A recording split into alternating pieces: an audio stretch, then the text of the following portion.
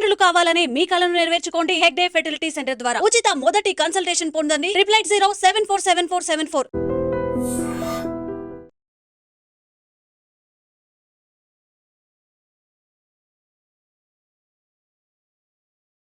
ఒక folk song ఇండస్ట్రీలోనే highest వ్యూస్తో కూడా మరి ముందుకెళ్తున్న సాంగ్ ఇది.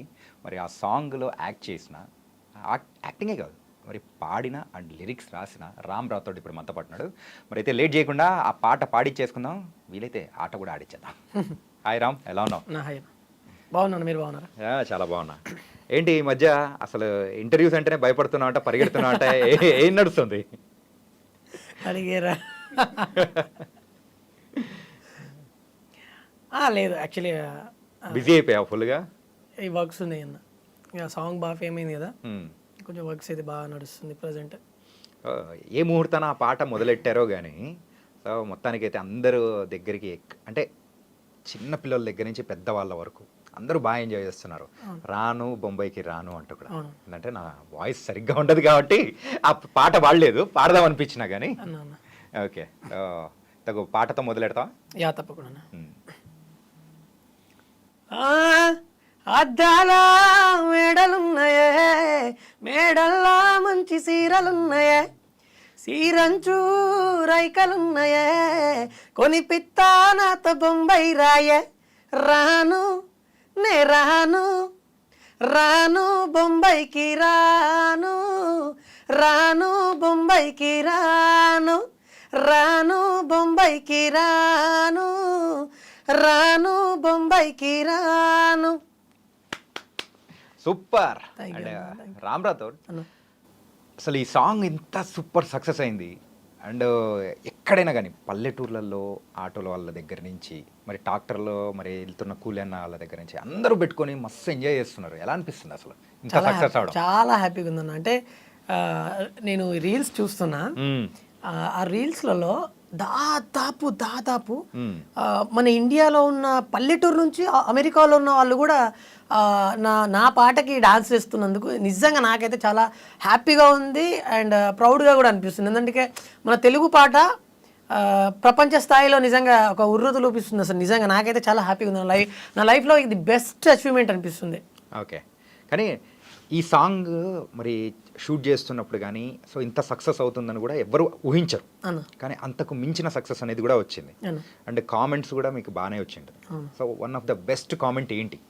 బెస్ట్ కామెంట్స్ అంటే ఆల్మోస్ట్ వాళ్ళు కామెంట్ పెడుతున్నారంటే వాళ్ళు ఏదో ఆలోచించి వాళ్ళు మనసులో ఏదో రన్ అయ్యి వాళ్ళు ఏదో ఫీల్ అయ్యి కామెంట్ ఖచ్చితంగా బాగుంది అని పెట్టే కామెంట్ కూడా మంచి కాంప్లిమెంటే. అంటే ప్రతి ఒక్క కాంప్లిమెంట్ నాకు చాలా హ్యాపీ అనిపించింది. ఆ కాంప్లిమెంట్స్ చాలా బూస్ట్ ఇచ్చింది. అసలు ప్రతి ఒక్క కాంప్లిమెంట్ నాకు హ్యాపీ అనిపించింది. ఒక్కొక్కరైతే I'm from Assam, I'm from Odisha, I'm from Kerala, I'm from Sri Lanka, I'm from Dubai. అసలు వరల్డ్ వైజ్గా అసలు కామెంట్స్ వస్తుంటే చాలా చాలా హ్యాపీ అనిపిస్తుంది. సరే, ఈసారి అమ్మాయితో బొంబాయికి కాకపోతే ఈసారి దుబాయ్ అని పెట్టి వస్తాను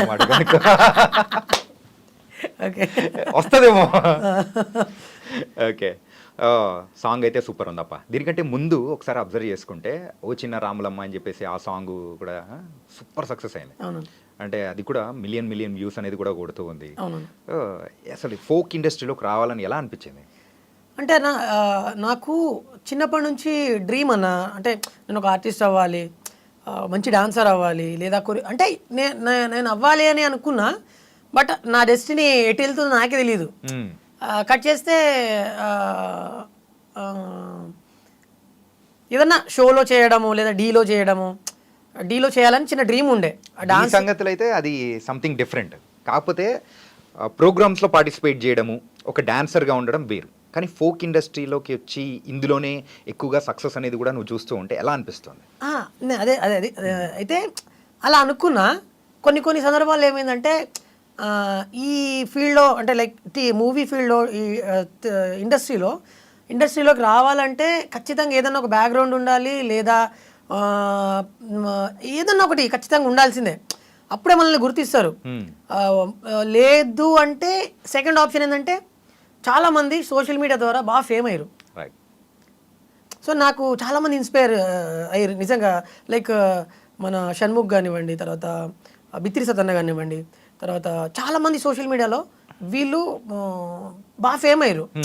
అరే వీళ్ళు ఫేమ్ అయిన తర్వాత ఆటోమేటిక్ ఇండస్ట్రీ ఇన్వైట్ చేస్తుంది కదా వీళ్ళని. సో మనం ఎందుకు చేయకూడదు అట్లా అని చెప్పేసి ఫోక్ ఇండస్ట్రీకి అలా అడుగు ఫోక్ పెట్టాను. అంతే అలా అడుగు పెట్టిన. ఎన్ని సంవత్సరాలు అయింది ఈ సాంగ్స్ ఇలా చేసుకుంటూ ఫోక్ సాంగ్స్ చేసుకుంటూ? ఆఫ్టర్ లాక్డౌన్ ఆఫ్టర్ లాక్డౌన్ అంటే ఒక 3-4 ఇయర్స్ అనుకోవచ్చా? అంతేనా. ఓకే. సో ఈ 3-4 ఇయర్స్లో ఇప్పటివరకు ఎన్ని సాంగ్స్ చేసావు? సాంగ్స్ అయితే నేను మేబీ ఒక 100 పాడి ఉంటానా, 100 దగ్గరలో పాడడం. మరి కొరియోగ్రఫీగా చేసుకోవడం కానీ, సో అందులో నువ్వు యాక్ట్ చేయడం కానీ? నేను యాక్ట్ చేసింది ఒక 40 దగ్గర ఉన్నాయినా, అంటే ఇంకా రిలీజ్ అయ్యేటి ఉన్నాయి, ఓకే, పెండింగ్ ఉన్నాయి, చాలా సాంగ్స్ ఉన్నాయి అవి రిలీజ్ అయ్యేటి ఉన్నాయి. ఇప్పుడు ఒక్కొక్కటి అయితే 1.5 year కింద చేసిన సాంగ్స్ ఇప్పుడు రిలీజ్ అవుతున్నాయి. సో ఎందుకు ఇది మంచి సక్సెస్ వచ్చినందుకా ఏంటి? అది అంటే నాకు తెలీదు, బట్ ఇప్పుడు ప్రజెంట్ అది నడుస్తుంది. ఓకే. అండ్ సో ఇప్పుడైతే కంప్లీట్గా సో యువర్ డెస్టినీ అనేది డిఫరెంట్గా ఉంది. ఓకే. సో అసలు ఊహించుకున్నావా ఇలా ఇంత దూరం వస్తానని చెప్పేసి? అలా అంటే అన్న అసలు ఎక్స్పెక్ట్ చేయలేదు నిజంగా. మనం 100% మన ఎఫర్ట్ పెడతాం. ఇప్పుడు ఏదైనా ఒక బిజినెస్ అవ్వండి, బిజినెస్ కానీ ఇంకేదైనా ఏ ఫీల్డ్లోనైనా మనం 100% ఎఫర్ట్ పెడతాం. మన ఫలితం అయితే ఆశించకూడదు. సో నేను అలాగే ఉన్నా. నా చిన్న రాములమ్మ విషయంలో కానివ్వండి, తర్వాత ఈ సాంగ్స్ అన్నిట్లో నేను అన్ని సాంగ్స్ 100% ఎఫర్ట్ పెట్టా. రిజల్ట్ ఆలోచించలేదు ఎప్పుడు, బట్ ఆ రిజల్ట్ అనేది ఆటోమేటిక్గా నాకు అచీవ్ అవుతుంది. కానీ అది మామూలు అచీవ్మెంట్ కాదు. కానీ యాజ్ ఎ సింగర్గా అండ్ ఒక డాన్సర్గా కానీ ఇవన్నీ చేస్తున్నావు, కానీ లిరిసిస్ట్ అనేది ఎక్కడి నుంచి వచ్చింది అసలు? అది ఏంటంటే అది ఉండాలి, ఏంటంటే మినిమమ్ ఆ నాలెడ్జ్ కానీ అది కంప్లీట్ డిఫరెంట్ ఉండాలి. సో అది ఎట్లా వచ్చిందా అనిపించింది? గాడ్స్ గిఫ్ట్ అంతేనా? అదొకటి. తర్వాత చిన్నప్పుడు ఒక స్కూల్ ఫంక్షన్లో వివేకానంద స్కూల్ అని మా భూత్పూర్ విలేజ్లో, అదే మెయిన్గా ఒకప్పుడు నేను నా చిన్నతనంలో, నేను నాకు 7-8 years ఉన్నప్పుడు, అంటే ఇప్పుడు కూడా ఉంది, బట్ ఆ స్కూల్కి నరసింహ సార్ అని ఉంటాడు, ఆయన విలేకరే. ఆయనకి చాలామంది, చిరంజీవి సార్ కూడా తెలుసు. సో ఈయన పెద్ద పెద్ద వాళ్ళని ఇన్వైట్ చేస్తుండే గెస్ట్లుగా. సో నేను వెళ్ళినప్పుడు గోరింటి వెంకన్న సార్ వచ్చాడు అక్కడికి. వచ్చినప్పుడు సంతా మా ఊరి సంతా అని సాంగ్ పాడిండు. నేను ఎక్కడో క్రౌడ్లో ఎక్కడో మూలలో ఉన్నా, ఆ పాటలు పాడుతున్నాడు. ఆయన ఎంటర్టైన్ చేస్తుంటే ఇంతమంది జనాలు అట్లా కూర్చొని చూస్తున్నారు, చప్పట్లు కొడుతున్నారు, ఇంత ఎంటర్టైన్ అవుతున్నారు. ఆయన అరే అమ్మ అసలు మనం ఎందుకు చేయకూడదు ఇట్లా, మనం ఎందుకు కాకూడదు, ఆ స్టేజ్కి మనం ఎందుకు వెళ్ళకూడదు అని ఆ చిన్నప్పుడే కొంచెం అలా ఊహించుకుంటుండే. అంత క్రౌడ్లో అసలు భలే అనిపిస్తుండే అది. ఆయన మాట చెప్పిండు, పాట రాయడం చాలా ఈజీ అన్నాడు. అట్లెట్లా, ఓకే, ఎలా అసలు ఎలా సాధ్యమవుతుంది అని చెప్పేసి ఆలోచించిన. ఎలా అన్నాడు అంటే, ఇప్పుడు తమలపాకు కట్ట, కొత్తిమీర కట్ట, బుట్ట, ఈ ప్రాసలు మనకి ఎండ్ ఆఫ్ ది లైన్, ఆ లైన్కి ఎండ్లో ఆ ప్రాస అనేది క్లియర్గా కలిసేటట్టు మనం ఏదైనా వర్డ్స్ క్రియేట్ చేసుకోవాలి. ఒక పదాన్ని అంటే లైక్ ఒక సిచ్యువేషన్ని చూసి ఆ సిచ్యువేషన్ క్రియేట్ చేసుకున్నప్పుడు ఆ పాటలో ఆ పదాలు ఇవన్నీ వర్ణించేటప్పుడు ఆ ప్రాస మర్చిపోకుండా కరెక్ట్గా కుదిరేటట్టు పాటని రాయాలి. అందుకేనేమో ఈ బొంబాయికి సాంగ్ దాంట్లో అయితే స్టార్టింగ్ మరి మేడ అంటావు, మేడ తర్వాత చీర అంటావు, చీర తర్వాత చీర అంచు అంటావు, తర్వాత బొంబాయి తీసుకుపోతారా అన్నీ ఉన్నాయంటావు. సో అలా వచ్చిందేనా ఇది కూడా? అద్దాల మేడలు ఉన్నాయే, మేడల్లా చీరలు ఉన్నాయే, చీరంచు రైకలు ఉన్నాయే, కొనిపిత్తా నాతో బొంబాయి రాయే. ఆ ఎండింగ్ లో ప్రాస అనేది ఖచ్చితంగా ఉండాలి. ఆ ప్రాస ఉంటేనే పాట అదొక కవిత్వం. ఇక ఆ కవిత్వం ఆ టైప్ ఆఫ్ లిరిక్స్ అనమాట. సో నేను అది మైండ్లో పెట్టుకొని చాలా ట్రై చేశా. లాక్డౌన్లో కూర్చొని ఏం పని చేస్తాం ఇంట్లో, మనం ఏం నేర్చుకోవాలి, ఖాళీగా ఉండి ఏం చేస్తాం ఇంట్లో, బయటికా వెళ్ళలేము, లాక్ చేసేసి ఇంట్లో పడేసారు అందరినీ.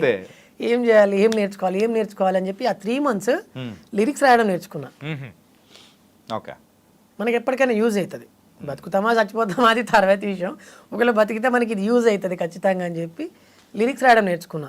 బాగా థింక్ చేసేటోని, నైట్లో అయితే నిద్రపోకపోయేది అసలు.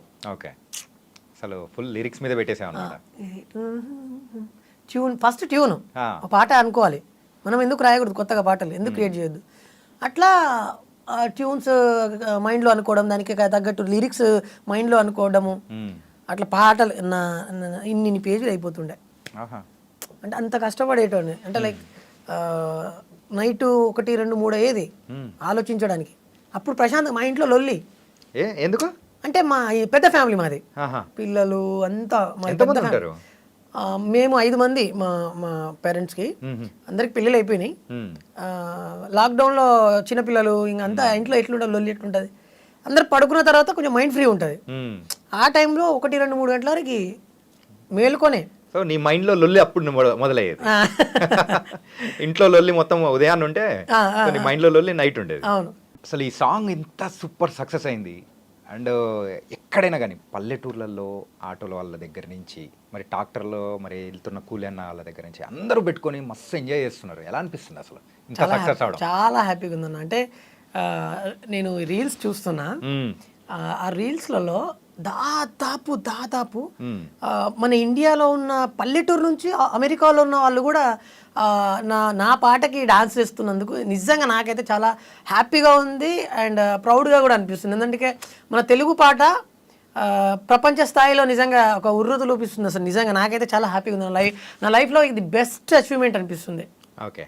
కానీ ఈ సాంగ్ మరి షూట్ చేస్తున్నప్పుడు కానీ సో ఇంత సక్సెస్ అవుతుందని కూడా ఎవ్వరు ఊహించరు.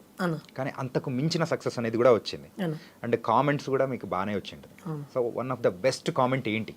బెస్ట్ కామెంట్స్ అంటే ఆల్మోస్ట్ వాళ్ళు కామెంట్ పెడుతున్నారంటే వాళ్ళు ఏదో ఆలోచించి, వాళ్ళు మనసులో ఏదో రన్ అయ్యి, వాళ్ళు ఏదో ఫీల్ అయ్యి కామెంట్ ఖచ్చితంగా బాగుంది అని పెట్టే కామెంట్ కూడా మంచి కాంప్లిమెంటే. అంటే ప్రతి ఒక్క కాంప్లిమెంట్ నాకు చాలా హ్యాపీ అనిపించింది. ఆ కాంప్లిమెంట్స్ చాలా బూస్ట్ ఇచ్చింది. అసలు ప్రతి ఒక్క కాంప్లిమెంట్ నాకు హ్యాపీ అనిపించింది. ఒక్కొక్కరైతే I'm from Assam, I'm from Odisha, I'm from Kerala, I'm from Sri Lanka, I'm from Dubai. ఓ అసలు వరల్డ్ వైజ్గా అసలు కామెంట్స్ వస్తుంటే చాలా చాలా హ్యాపీ అనిపిస్తుంది. సరే, ఈసారి అమ్మాయితో బొంబాయికి కాకపోతే ఈసారి దుబాయ్ అని పెట్టి వస్తుంది మాట కనుక ఓకే, వస్తుందేమో. ఓకే, సాంగ్ అయితే సూపర్ ఉందప్ప. దీనికంటే ముందు ఒకసారి అబ్జర్వ్ చేసుకుంటే ఓ చిన్న రాములమ్మ అని చెప్పేసి ఆ సాంగ్ కూడా సూపర్ సక్సెస్ అయింది. అంటే అది కూడా మిలియన్ వ్యూస్ అనేది కూడా కొడుతూ ఉంది. అసలు ఫోక్ ఇండస్ట్రీలోకి రావాలని ఎలా అనిపించింది? అంటే నాకు చిన్నప్పటి నుంచి డ్రీమ్ అన్న. అంటే నేను ఒక ఆర్టిస్ట్ అవ్వాలి, మంచి డాన్సర్ అవ్వాలి, లేదా అంటే నేను అవ్వాలి అని అనుకున్నా. బట్ నా డెస్టినీ ఎటు వెళ్తుందో నాకే తెలియదు. కట్ చేస్తే ఏదన్నా షోలో చేయడము లేదా డీలో చేయడము, డీలో చేయాలని చిన్న డ్రీమ్ ఉండే. డాన్స్ సంగతులు అయితే అది సంథింగ్ డిఫరెంట్. కాకపోతే ప్రోగ్రామ్స్లో పార్టిసిపేట్ చేయడము, ఒక డాన్సర్గా ఉండడం వేరు. కానీ ఫోక్ ఇండస్ట్రీలోకి వచ్చి ఇందులోనే ఎక్కువగా సక్సెస్ అనేది కూడా నువ్వు చూస్తూ ఉంటే ఎలా అనిపిస్తుంది? అదే అదే అదే అయితే అలా అనుకున్నా. కొన్ని సందర్భాల్లో ఏమైందంటే ఈ ఫీల్డ్లో అంటే లైక్ మూవీ ఫీల్డ్లో ఈ ఇండస్ట్రీలోకి రావాలంటే ఖచ్చితంగా ఏదన్నా ఒక బ్యాక్గ్రౌండ్ ఉండాలి, లేదా ఏదన్నా ఒకటి ఖచ్చితంగా ఉండాల్సిందే. అప్పుడే మనల్ని గుర్తిస్తారు. లేదు అంటే సెకండ్ ఆప్షన్ ఏంటంటే చాలామంది సోషల్ మీడియా ద్వారా బాగా ఫేమ్ అయ్యారు. సో నాకు చాలామంది ఇన్స్పైర్ అయ్యారు నిజంగా. లైక్ మన షణ్ముఖ్ కానివ్వండి, తర్వాత బిత్రి సతన్న కానివ్వండి, తర్వాత చాలామంది సోషల్ మీడియాలో వీళ్ళు బాగా ఫేమ్ అయ్యారు. అరే వీళ్ళు ఫేమ్ అయిన తర్వాత ఆటోమేటిక్ ఇండస్ట్రీ ఇన్వైట్ చేస్తుంది కదా వీళ్ళని. సో మనం ఎందుకు చేయకూడదు అట్లా అని చెప్పేసి ఫోక్ ఇండస్ట్రీకి అంతే అలా అడుగుపెట్టిన. ఎన్ని సంవత్సరాలు అయింది ఈ సాంగ్స్ ఇలా చేసుకుంటూ, ఫోక్ సాంగ్స్ చేసుకుంటూ? ఆఫ్టర్ లాక్డౌన్ అంటే ఒక 3-4 years అనుకోవచ్చా? అంతేనా? ఓకే. సో ఈ 3-4 yearsలో ఇప్పటివరకు ఎన్ని సాంగ్స్ చేసావు? సాంగ్స్ అయితే నేను మేబీ ఒక 100 పాడి ఉంటానా. 100 దగ్గరలో పాడడం. మరి కొరియోగ్రఫీగా చేసుకోవడం కానీ, సో అందులో నువ్వు యాక్ట్ చేయడం కానీ? నేను యాక్ట్ చేసింది ఒక 40 దగ్గర ఉన్నాయినా. అంటే ఇంకా రిలీజ్ అయ్యేటి ఉన్నాయి, పెండింగ్ ఉన్నాయి, చాలా సాంగ్స్ ఉన్నాయి. అవి రిలీజ్ అయ్యేటి ఉన్నాయి. ఇప్పుడు ఒక్కొక్కటి అయితే 1.5 year కింద చేసిన సాంగ్స్ ఇప్పుడు రిలీజ్ అవుతున్నాయి. సో ఇది మంచి సక్సెస్ వచ్చినందుక ఏంటి? అది అంటే నాకు తెలీదు, బట్ ఇప్పుడు ప్రజెంట్ అది నడుస్తుంది. ఓకే. అండ్ సో ఇప్పుడైతే కంప్లీట్గా సో యువర్ డెస్టినీ అనేది డిఫరెంట్గా ఉంది. ఓకే. సో అసలు ఊహించుకున్నావా ఇలా ఇంత దూరం వస్తానని చెప్పేసి? అలా అంటే అన్న అసలు ఎక్స్పెక్ట్ చేయలేదు నిజంగా. మనం 100% మన ఎఫర్ట్ పెడతాం. ఇప్పుడు ఏదైనా ఒక బిజినెస్ అవ్వండి, బిజినెస్ కానీ ఇంకేదైనా ఏ ఫీల్డ్లోనైనా మనం 100% ఎఫర్ట్ పెడతాం. మన ఫలితం అయితే ఆశించకూడదు. సో నేను అలాగే ఉన్నా. నా చిన్న రాములమ్మ విషయంలో కానివ్వండి, తర్వాత ఈ సాంగ్స్ అన్నిట్లో నేను అన్ని సాంగ్స్ 100% ఎఫర్ట్ పెట్టా. రిజల్ట్ ఆలోచించలేదు ఎప్పుడు. బట్ ఆ రిజల్ట్ అనేది ఆటోమేటిక్గా నాకు అచీవ్ అవుతుంది. కానీ అది మామూలు అచీవ్మెంట్ కాదు. కానీ యాజ్ ఎ సింగర్గా అండ్ ఒక డాన్సర్గా కానీ ఇవన్నీ చేస్తున్నావు, కానీ లిరిసిస్ట్ అనేది ఎక్కడి నుంచి వచ్చింది అసలు? అది ఏంటంటే అది ఉండాలి, ఏంటంటే మినిమమ్ ఆ నాలెడ్జ్ కానీ అది కంప్లీట్ డిఫరెంట్ ఉండాలి. సో అది ఎట్లా వచ్చిందా అనిపించింది? గాడ్స్ గిఫ్ట్ అంతేనా? అదొకటి. తర్వాత చిన్నప్పుడు ఒక స్కూల్ ఫంక్షన్లో వివేకానంద స్కూల్ అని మా భూత్పూర్ విలేజ్లో, అదే మెయిన్గా ఒకప్పుడు నా చిన్నతనంలో నేను నాకు 7-8 ఇయర్స్ ఉన్నప్పుడు, అంటే ఇప్పుడు కూడా ఉంది, బట్ ఆ స్కూల్కి నరసింహ సార్ అని ఉంటాడు, ఆయన విలేకరే. ఆయనకి చాలామంది, చిరంజీవి సార్ కూడా తెలుసు. సో ఈయన పెద్ద పెద్ద వాళ్ళని ఇన్వైట్ చేస్తుండే గెస్ట్లుగా. సో నేను వెళ్ళినప్పుడు గోరింటి వెంకన్న సార్ వచ్చాడు అక్కడికి. వచ్చినప్పుడు సంతా మా ఊరి సంత అని సాంగ్ పాడిండు. నేను ఎక్కడో క్రౌడ్లో ఎక్కడో మూలలో ఉన్నా. ఆ పాటలు పాడుతున్నాడు, ఆయన ఎంటర్టైన్ చేస్తుంటే ఇంతమంది జనాలు అట్లా కూర్చొని చూస్తున్నారు, చప్పట్లు కొడుతున్నారు, ఇంత ఎంటర్టైన్ అవుతున్నారు. ఆయన అరే అమ్మ అసలు మనం ఎందుకు చేయకూడదు, ఇట్లా మనం ఎందుకు కాకూడదు, ఆ స్టేజ్కి మనం ఎందుకు వెళ్ళకూడదు అని ఆ చిన్నప్పుడే కొంచెం అలా ఊహించుకుంటుండే. అంత క్రౌడ్లో అసలు భలే అనిపిస్తుండే అది. ఆయన మాట చెప్పిండు, పాట రాయడం చాలా ఈజీ అన్నాడు. అట్లెట్లా, ఎలా అసలు ఎలా సాధ్యమవుతుంది అని చెప్పేసి ఆలోచించిన. ఎలా అన్నాడు అంటే, ఇప్పుడు తమలపాకు కట్ట, కొత్తిమీర కట్ట, బుట్ట, ఈ ప్రాసలు మనకి ఎండ్ ఆఫ్ ది లైన్, ఆ లైన్కి ఎండ్లో ఆ ప్రాస అనేది క్లియర్గా కలిసేటట్టు మనం ఏదైనా వర్డ్స్ క్రియేట్ చేసుకోవాలి. ఒక పదాన్ని అంటే లైక్ ఒక సిచ్యువేషన్ని చూసి ఆ సిచ్యువేషన్ క్రియేట్ చేసుకున్నప్పుడు ఆ పాటలో ఆ పదాలు ఇవన్నీ వర్ణించేటప్పుడు ఆ ప్రాస మర్చిపోకుండా కరెక్ట్గా కుదిరేటట్టు పాటని రాయాలి. అందుకేనేమో ఈ బొంబాయికి సాంగ్ దాంట్లో అయితే స్టార్టింగ్ మరి మేడ అంటావు, మేడ తర్వాత చీర అంటావు, చీర తర్వాత చీర అంచు అంటావు, తర్వాత బొంబాయి తీసుకుపోతారా అన్నీ ఉన్నాయి అంటావు. సో అలా వచ్చిందేనా ఇది కూడా? అద్దాల మేడలు ఉన్నాయే, మేడల్లా చీరలు ఉన్నాయే, చీరంచు రైకలు ఉన్నాయే, కొనిపిత్తా నాతో బొంబాయి రాయే. ఆ ఎండింగ్లో ప్రాస అనేది ఖచ్చితంగా ఉండాలి. ఆ ప్రాస ఉంటేనే పాట అదొక కవిత్వం. ఇక ఆ కవిత్వం ఆ టైప్ ఆఫ్ లిరిక్స్ అనమాట. సో నేను అది మైండ్లో పెట్టుకొని చాలా ట్రై చేశా. లాక్డౌన్లో కూర్చొని ఏం పని చేస్తాం ఇంట్లో, మనం ఏం నేర్చుకోవాలి, ఖాళీగా ఉండి ఏం చేస్తాం ఇంట్లో, బయటికి వెళ్ళలేము, లాక్ చేసేసి ఇంట్లో పడేసారు అందరినీ. ఏం చేయాలి, ఏం నేర్చుకోవాలి అని చెప్పి ఆ 3 months లిరిక్స్ రాయడం నేర్చుకున్నా. మనకి ఎప్పటికైనా యూజ్ అవుతుంది. బతుకుతామా చచ్చిపోతామా అది తర్వాత విషయం, ఒకవేళ బతికితే మనకి ఇది యూజ్ అవుతుంది ఖచ్చితంగా అని చెప్పి లిరిక్స్ రాయడం నేర్చుకున్నా. బాగా థింక్ చేసేటోని, నైట్లో అయితే నిద్రపోకపోయేది అసలు. అసలు ఫుల్ లిరిక్స్ మీద పెట్టేసామన్నమాట. ఫస్ట్ ట్యూన్ పాట అనుకోవాలి, మనం ఎందుకు రాయకూడదు కొత్తగా పాటలు, ఎందుకు క్రియేట్ చేయొద్దు. అట్లా ట్యూన్స్ మైండ్లో అనుకోవడం, దానికి తగ్గట్టు లిరిక్స్ మైండ్లో అనుకోవడము, అట్లా పాటలు ఇన్ని పేజీలు అయిపోతుండే. అంటే అంత కష్టపడేటోని, అంటే లైక్ నైట్ 1, 2, 3 అయ్యేది ఆలోచించడానికి. అప్పుడు ప్రశాంత్ మా ఇంట్లో లొల్లి. ఎందుకు అంటే మా పెద్ద ఫ్యామిలీ మాది, పిల్లలు అంతా మేము 5 మంది మా పేరెంట్స్కి, అందరికి పెళ్ళిళ్ళు అయిపోయినాయి. లాక్డౌన్లో చిన్నపిల్లలు ఇంకంతా ఇంట్లో ఎట్లుంటుంది, లొల్లి ఎట్లుంటుంది. అందరు పడుకున్న తర్వాత కొంచెం మైండ్ ఫ్రీ ఉంటుంది. ఆ టైంలో 1, 2, 3 గంటల వరకు మేలుకొనే. సో నీ మైండ్లో లొల్లి అప్పుడు మొదలయ్యేది. ఇంట్లో లొల్లి మొత్తం ఉదయాన్నే ఉంటే నీ మైండ్లో లొల్లి నైట్ ఉండేది. అవును, సూపర్. అంటే నువ్వు లాస్టా? అవునన్నా. ఓకే, ముందు అక్క అన్న పెద్ద అన్నయ్య ఉన్నాడు, అన్నయ్య తర్వాత అక్క, తర్వాత చిన్నన్న, నేను, మా చెల్లి. ఓకే.